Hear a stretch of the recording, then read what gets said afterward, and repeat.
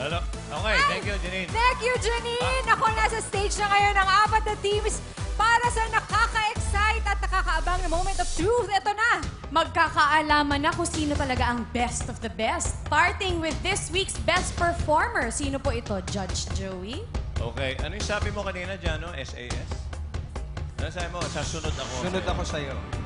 Kala ko 7 Sa at concert. 5. Ito naman, iniba-iba mo pa eh. Hindi, attorney, joke lang. Okay. Joke lang. Ang Super decision ang namin, saya. Super ang saya. hindi, SAS din dapat. Natapos kami sa SAS. Seth, Aljur, Steven. Oh, yun nga. Oh. Tama. Ayos ba? Okay. Kaya lang, ang nangyari, what?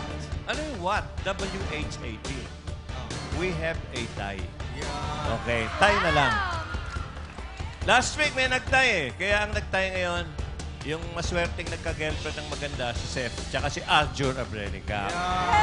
Seth and Aljur, congratulations. Kayo yung best performers namin for this. Double congratulations kay Seth dahil meron ka pang si Winner Yashi. na winner. Okay.